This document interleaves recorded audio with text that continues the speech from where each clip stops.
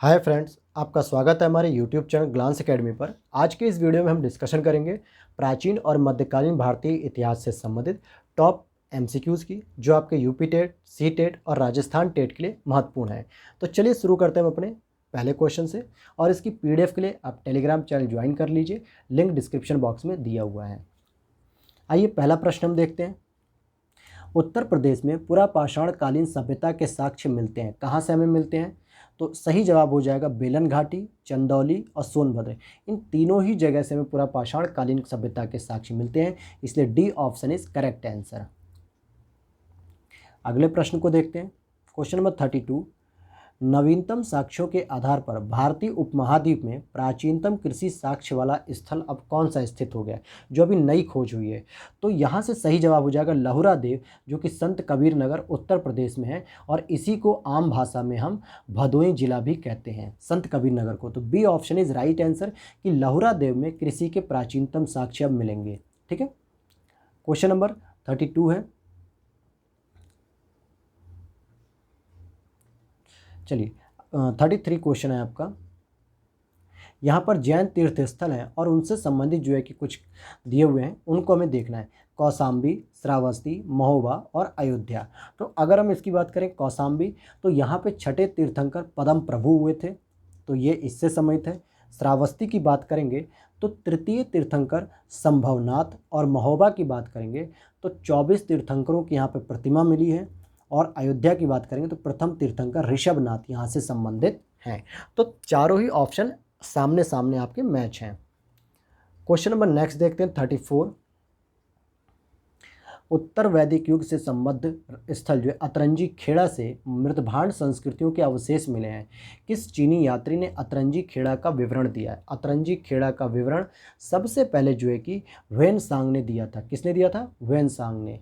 और अपनी पुस्तक सी यू की, अपनी पुस्तक कौन सी, जो उसकी यात्रा वृत्तांत थी, सी यू की, उसी में अतरंजी खेड़ा का उसने जिक्र किया है, जहाँ से मृतभांडों की संस्कृति हमें मिलती है। क्वेश्चन नंबर 35 है। उत्तर प्रदेश के झांसी जिले, यहाँ पर देवगढ़ का ऐतिहासिक महत्व क्या है? क्योंकि यहाँ पर देवगढ़ में दशावतार मंदिर प्राप्त हुआ हमें, जो कि विष्णु को समर्पित है। किसको समर्पित है? विष्णु भगवान को समर्पित है।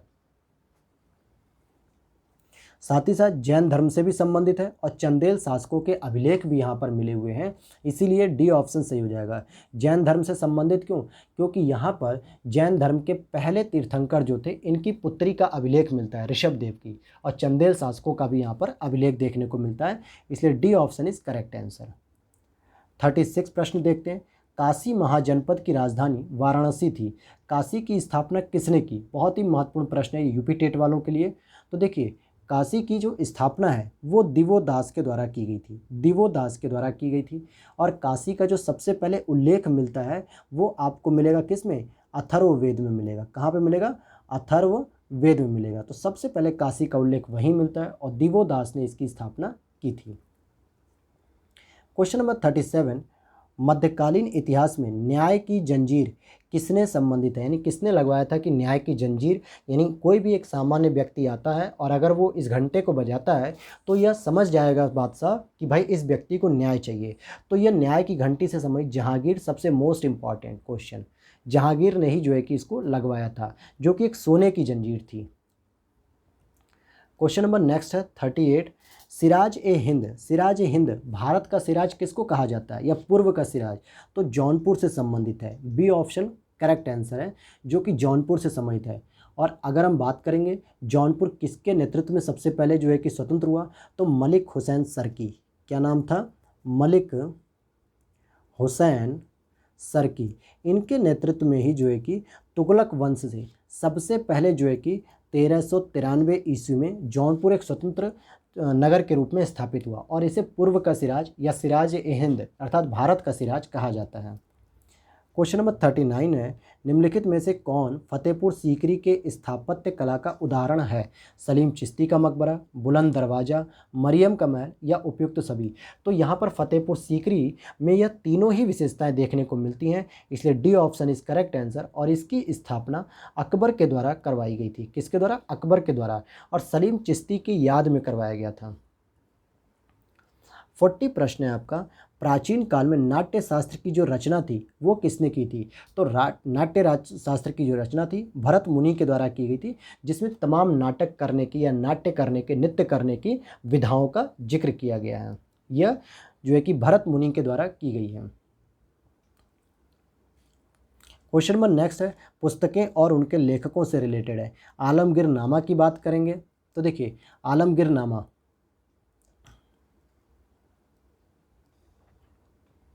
यहाँ पर पूछा जा रहा है सही सुमेलित नहीं है। तो देखिए आलमगीर नामा मोहम्मद काजिम ने लिखी है, इकबाल नामा मोतामिद खान ने लिखी है और फुतुहात आलमगीरी ईश्वरदास नागर ने लिखी है। लेकिन तारीख़ अकबरी ये अबुल फजल ने नहीं लिखी है। उन्होंने जो मतलब उन्होंने लिखी है तो वो आईने अकबरी लिखी है, तारीख़ अकबरी नहीं। तारीख़ अकबरी आरिफ कंधारी ने लिखी है। किसने लिखी? आरिफ कंधारी ने। तो यह वाला जो सुमेलित नहीं होगा। क्वेश्चन नंबर नेक्स्ट है, यहाँ पे कथन और कारण के बारे में दिया गया है। तो चलिए देख लेते हैं क्या करा है। बलबन ने अपने शासन को शक्तिशाली बनाया और सारी सत्ता अपने हाथ में केंद्रित कर ली। बिल्कुल सही बात है। इसने सिजदा और पैबोस प्रथा की शुरुआत की थी। यह भी सही बात है। और इससे वो दिखाना चाहता था कि सभी लोग राजा अर्थात बादशाह के सामने नतमस्तक हैं। तो दोनों ही स्टेटमेंट सही हैं और एक दूसरे की व्याख्या भी करते हैं। चलिए अगले प्रश्न को देखते हैं। मलिक काफूर जो कि अलाउद्दीन खिलजी का एक बहुत ही महत्वपूर्ण सेनापति था, दक्षिण भारत के आक्रमण के संबंध में कौन सा कथन गलत है? उसने तेलंगाना क्षेत्र पर आक्रमण किया था, उसने लक्ष्य द्वार यानी समुद्र द्वार जिसको हम कहते हैं कर्नाटक पर आक्रमण किया, मदुरै तमिलनाडु पर आक्रमण किया, उसने मालाबार क्षेत्र पर आक्रमण किया। तो कौन सा कथन गलत हो जाएगा? डी ऑप्शन गलत हो जाएगा, क्योंकि उसने कभी भी मालाबार क्षेत्र पर आक्रमण नहीं किया था। इसका कोई भी साक्ष्य नहीं मिलता है। क्वेश्चन नंबर 44 है, घरी कर और चरी कर। तो यानी कि घरी यहाँ पे होना चाहिए था, गृह कर ये रहेगा और यहाँ पे चरी कर रहेगा जो चारागाह पर। इसको दिल्ली के सुल्तान के द्वारा लगाया गया था। वो दिल्ली का सुल्तान कौन था? तो अलाउद्दीन खिलजी ने लगाया था, जो कि घरी कर था जो घर पे रहने वाले लोगों के लिए लगाया गया था, और चरी कर जो कि दुधारू पशुओं की चराई के लिए यानी कि भोजन वोजन प्राप्त करने के लिए जो घास वगैरह चरी जाती है उस पर लगाया गया था। तो किसने लगाया था? अलाउद्दीन खिलजी ने लगाया था। अगला प्रश्न है 45, निम्नलिखित में से कौन सा तथ्य अकबर से एक आदर्श शासक के पक्ष में सहायक नहीं है? कि कौन से ऐसे कर्तव्य किए जिससे अकबर एक आदर्श शासक के पक्ष में नहीं झुक पाया? तो इसमें देखिए इस्लाम धर्म को त्याग देना। अब यहाँ पर देखिए प्रशासकीय एकता और कानूनों की एकरूपता सही है। अकबर द्वारा सांस्कृतिक एकता का प्रयत्न किया गया, यह भी सही है। अकबर की धार्मिक नीति बहुत ही सहिष्णु और संवेदनशील थी। लेकिन यहाँ पर इस्लाम धर्म को त्याग देना यह इसमें सहायक नहीं थी। क्वेश्चन नंबर 46 है, आइन ए अकबरी में पोलज संबंध क्या है? पोलज जो शब्द है वो क्या लिखा गया? तो आइन ए अकबरी की रचना अबुल फजल ने की थी, ये तो अभी हमने बताया। लेकिन ये जो पोलज शब्द है ये किससे संबंधित है? तो ये सामान्यतः आपकी जो पड़ती ज़मीन होती थी या उस भूमि पर जिस पर लगातार फसल उगाई जाती थी, सॉरी यहाँ पर थोड़ा सा गलती हो रहा है। ये देखिए इसका सही जवाब जो हो जाएगा बी हो जाएगा, ऑप्शन 3rd और 4th। क्या हो जाएगा? 3rd और 4th। यानी यहाँ पर ये क्या होगा? भूमि कर से संबंधित और भूमि जिस पर लगातार फसल उगाई जा रही हो, तो उसी को हम जो है कि पोलज जमीन कहते हैं। क्वेश्चन नंबर 47 है, अकबर की मनसबदारी प्रणाली पश्चिम एशिया से ली गई थी। अकबर की मनसबदारी व्यवस्था दशमलव पद्धति पर आधारित थी। तो यहाँ पर इसका सही जवाब क्या हो जाएगा? इसका सही जवाब हो जाएगा डी ऑप्शन, यानी ए गलत है और आर सही है। क्योंकि ये जो है कि मनसबदारी व्यवस्था ये आपके पश्चिम एशिया से नहीं ली गई थी, बल्कि मंगोलों से ली गई थी, जो कि मुगल मनसबदारी व्यवस्था मंगोलों की सेना से ली गई थी और ये दशमलव पद्धति पर आधारित थी। जैसे 0.00, 0.0001 ऐसे करके ली गई थी। तो ये पश्चिम एशिया से नहीं ली गई थी।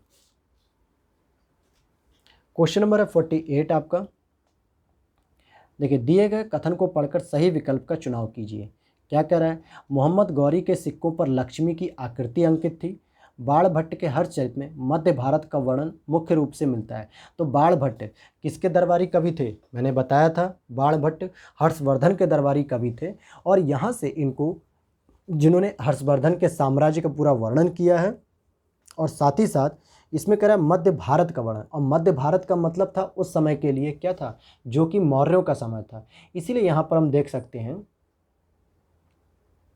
कि मोहम्मद गौरी के सिक्कों पर जो है कि लक्ष्मी की तो आकृति मिलती है, पहला स्टेटमेंट से है, लेकिन यहाँ पे मध्य भारत नहीं बल्कि केवल और केवल हर्षवर्धन के साम्राज्य की जानकारी मिलती है, इसलिए दूसरा स्टेटमेंट गलत हो जाएगा। क्वेश्चन नंबर नेक्स्ट है आपका, अकबर के शासनकाल की निम्नलिखित घटनाओं को काल अनुक्रम के द्वारा व्यवस्थित कीजिए। मोस्ट इंपॉर्टेंट क्वेश्चन है, इस पे स्टार लगा लीजिए, इसको रट लीजिए एकदम। इन घटनाओं को जो है कि हमें सीरीज में लगाना है। तो पहले तो हम ये देख लेते हैं, क्या देख लेते हैं कि जजिया की जो समाप्ति के लिए उसने कब काम किया था, तो 1564 ईस्वी में किया। फिर इबादत खाने की अगर निर्माण की बात करेंगे हम, तो इबादत खाने की अगर हम बात करते हैं तो उन्होंने 1575 में उसकी स्थापना की थी, और मजहर पे जो उसने हस्ताक्षर किए थे वो 1579 में किया था, और दीन इलाही की जो स्थापना की थी वो 1582 में की थी। तो ये चारों ही क्रम सही होंगे, 1 2 3 4, यही इनकी घटनाओं के काल अनुक्रम हैं। अगला है, सिर ए अकबर के लेखक कौन थे?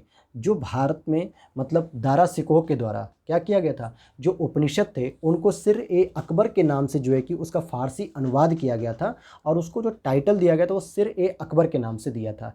ये दारा सिकोह के द्वारा जो है कि इसकी रचना की गई थी, और लगभग इसने 52 उपनिषदों का फारसी भाषा में अनुवाद किया था। चलिए अगले प्रश्न को देखते हैं। जौनपुर सल्तनत के संदर्भ में निम्नलिखित कथनों पर विचार कीजिए और कथन सत्य जो है उनकी पहचान कीजिए। सल्तनत का पहला शासक नासिरुद्दीन मोहम्मद शाह था। यह दिल्ली सल्तनत के अधीन था और यहाँ सरकी वंश का शासन हुआ करता था। तो ये बात तो सही है, हुसैन शाह सरकी के नेतृत्व में 1393 में जब तुगलक वंश का जो है कि पतन होने लगा, तो उसने अपने आप को स्वतंत्र राज्य या स्वतंत्र शहर एक तरीके से घोषित कर दिया था हुसैन शाह सरकी ने। तो अब यहाँ पर ये पूछ रहा है कि क्या ये दिल्ली सल्तनत के अधीन था कभी? तो चलिए हम इसको भी देख लेते हैं। तो यहाँ पर देखिए पहला और तीसरा स्टेटमेंट सही है, यह भी सही है और यह भी सही है, लेकिन यह दिल्ली सल्तनत के अधीन था ये नहीं होगा। ठीक है, चलिए अगला हम बात करते हैं अगले क्वेश्चन पर। क्योंकि ये केवल नासिरुद्दीन मोहम्मद शाह तुगलक थे, बस उन्हीं के अधीन ये था, बाकी पूरी दिल्ली सल्तनत के अधीन नहीं माना गया। क्वेश्चन नंबर नेक्स्ट है आपका, बहुत ही महत्वपूर्ण प्रश्न ये भी, कि सही काल अनुक्रम बताइए। असीरगढ़ का युद्ध कब हुआ, तराइन का दूसरा युद्ध कब हुआ और पानीपत का तीसरा युद्ध कब हुआ? तो तराइन का जो दूसरा युद्ध हुआ इसको हम देख लेते हैं। कब हुआ था तराइन का दूसरा युद्ध, जल्दी से बताइए आप। तो यह हुआ था 1192 में पृथ्वीराज चौहान और मोहम्मद गौरी के बीच में। अब पानीपत का जो तीसरा युद्ध हुआ था ये हुआ था 1761 में। किसके बीच हुआ था? अहमद शाह अब्दाली और मराठों के बीच में हुआ था। और जबकि अगर हम बात करेंगे 1601 ईस्वी में ही क्या हुआ था? असीरगढ़ का युद्ध हुआ था। तो अब इस हिसाब से पहले सेकंड नंबर आएगा तराइन का युद्ध, फिर उसके बाद असीरगढ़ का युद्ध, और फिर आएगा पानीपत का युद्ध। यानी कि second, first and third, B option is right answer. Question number 53 हम देखते हैं। बहुत ही महत्वपूर्ण प्रश्नों की श्रृंखला चल रही है, इसलिए पूरी वीडियो को ध्यान से सुनिएगा और इसका बार बार रिवीजन कीजिएगा, तभी आपको जो है कि चीज़ें याद होंगी। अगला प्रश्न है आपका, मराठा राज्य के जो अष्ट प्रधान थे उनके संदर्भ में पूछा जा रहा है कि अमात्य क्या थे, पंडित राव क्या थे या सुमंत क्या थे? तो देखिए अमात्य की अगर हम बात करते हैं तो 53 का हो जाएगा आपका वित्त या राजस्व मंत्री। तो ये तो थे आपके वित्त या राजस्व मंत्री, ये वाला स्टेटमेंट सही है। लेकिन पंडित राव की बात करेंगे तो ये जो है कि आपके क्या हो जाएंगे?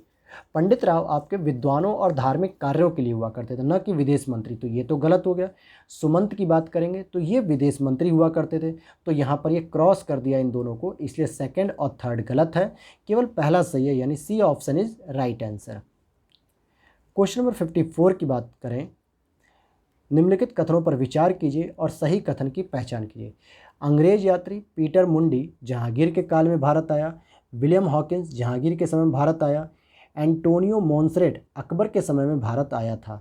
तो देखिए अब यहाँ पर यह क्वेश्चन हो रहा है, तो इसका सही जवाब हो जाएगा केवल पहला ही सही है। क्या कह रहा है? केवल पहला सही है। अंग्रेज यात्री जो पीटर मुंडी थे ये जहांगीर के शासनकाल में भारत आए थे, जबकि विलियम हॉकिंस, टॉमस रो, एक मिनट, यहाँ पर यहाँ पर ये ध्यान दीजिएगा, ये सत्य नहीं बल्कि असत्य पूछा जा रहा है, क्योंकि इसमें आप देखेंगे सेकंड और थर्ड स्टेटमेंट सही है, केवल पहला स्टेटमेंट गलत है। तो इस हिसाब से आपका क्या होगा, क्योंकि जो अंग्रेज यात्री पीटर मुंडी थे ये शाहजहाँ के शासनकाल में आए थे, तो पहला स्टेटमेंट गलत। विलियम हॉकिंस, टॉमस रो ये लोग जहांगीर के समय में आए थे, और एंटोनियो मोंसरेट जो थे ये भी अकबर के समय में आए थे। तो सेकंड और थर्ड सही है जबकि पहला गलत होगा, इसीलिए असत्य कथन की बात होगी, तो थर्ड ऑप्शन जो है कि सी वाला ही माना जाएगा। क्वेश्चन नंबर नेक्स्ट देखिए, निम्नलिखित का सही काल अनुक्रम पहचानिए। पुरंदर की संधि, गोलकुंडा पर आधिपत्य और बीजापुर पर आधिपत्य। तो इसको अगर आप देखेंगे तो पुरंदर की संधि हुई थी आपकी 1665 ईस्वी में। ये कब हुई थी? 1665 में जयसिंह और शिवाजी के बीच में हुई थी। दूसरा जो है कि बादशाह बनने के बाद जो औरंगजेब ने बीजापुर पे जो आधिपत्य किया था ये किया था 1686 में, और इसके बाद गोलकुंडा पे उन्होंने कर लिया था 1687 ईस्वी में। तो ये जो है कि आपकी सीरीज़ हो गई। तो पहला हो जाएगा आपका पुरंदर की संधि, फिर आपका थर्ड ऑप्शन हो जाएगा, और फिर second option A answer is right answer हो जाएगा। बीजापुर पे अधिकार 86 में किया और गोलकुंडा पर 87 में किया, और जबकि पुरंदर की जो संधि थी वो आपकी 1665 में हुई थी। अगला प्रश्न है आपका, सल्तनत काल में अलाउद्दीन खिलजी द्वारा बाजार नियंत्रण पद्धति का मुख्य उद्देश्य क्या था? आपसे यह पूछा जा रहा है। तो देखिए, सार्वजनिक वितरण प्रणाली के तहत राशन देना, या जनता के कल्याण के लिए, या सैनिकों को सुविधा उपलब्ध कराने के लिए, या कर का आधार बढ़ाने के लिए। सही जवाब हो जाएगा सी, सैनिकों को सुविधा उपलब्ध कराने के लिए। और ऐसा क्यों उसने किया था? ताकि सैनिकों के ऊपर कम से कम नगद वेतन खर्च किया जा सके, और जिससे अपने राज्य में एक मजबूत सेना खड़ी करके साम्राज्यवाद यानी अपने क्षेत्र का विस्तार किया जा सके। क्वेश्चन नंबर 57 है आपका, मध्यकालीन इतिहास के संदर्भ में जिले इलाही का संबंध किससे है? जिले इलाही के जो नारे लगवाता था वो बलबन लगवाता था अपने लिए। तो 57 का सी सही हो जाएगा। और इसने अपने को अफराशियाब, किससे संबंधित? अफराशियाब वंश का बताया था, जो कि सबसे उच्च वंश का माना जाता था। क्वेश्चन नंबर 58 है, भारत में तुर्कों की विजय होने का क्या कारण था? तुर्कों की सामाजिक और संगठनात्मक श्रेष्ठता थी, स्थानीय भूमिपति और सरदारों का उदय हुआ, और भारतीय शासक मानवीय और भौतिक संसाधनों की दृष्टि से कमज़ोर थे। तो यहाँ पर जो 58 का हो जाएगा वो पहला और दूसरा, यानी तुर्कों की सामाजिक और संगठनात्मक श्रेष्ठता अच्छी थी और स्थानीय भूमिपतियों और सरदारों का तो उदय हुआ, लेकिन इसका मतलब यह बिल्कुल भी नहीं था कि भारतीय शासक मानवीय और भौतिक संसाधनों की दृष्टि से कमज़ोर थे। इसका मतलब ये बिल्कुल नहीं है, क्योंकि राजपूत शासकों में अगर आप पृथ्वीराज चौहान की बात करें, जयचंद की बात करें, तो ये लोग बहुत संपन्न थे, लेकिन इनकी जो दूरदृष्टिता थी वो जो है कि बहुत कमज़ोर थी, मतलब वो बहुत अच्छी नहीं थी, लेकिन संसाधनों से पूरे भरपूर थे। तो यहाँ पर तीसरा ऑप्शन गलत लिखा है, लेकिन पहला और दूसरा जो है कि तुर्कों की विजय होने के इंपॉर्टेंट कारण है, इसलिए B answer is right answer. Next question है आपका, मंगोल सिंधु से आगे भारत आने में परहेज करते थे, क्यों? दिल्ली के सुल्तान केंद्र के तो हम शक्तिशाली थे, मंगोल जो इराक और ईरान में ज़्यादा व्यस्त थे। तो देखिए, इसका जो सही जवाब हो जाएगा डी हो जाएगा, कि कोई भी गलत नहीं है, दोनों ही स्टेटमेंट जो है कि क्या कह रहा है, आपसे पूछ रहा है कि कौन सा स्टेटमेंट असत्य है, तो दोनों ही गलत नहीं है, अपनी अपनी जगह दोनों ही सही हैं। और लास्ट प्रश्न है आपका इस सीरीज़ का, निम्नलिखित में से कौन सा युग्म सुमेलित है? एलोरा की गुफा, महाबलीपुरम, मीनाक्षी मंदिर, या खजुराहो? तो देखिए, खजुराहो का जो मंदिर है वो चंदेल शासकों के द्वारा बनवाया गया है मध्य प्रदेश में, तो ये पूरी तरीके से आपका क्या है, सुमेलित है।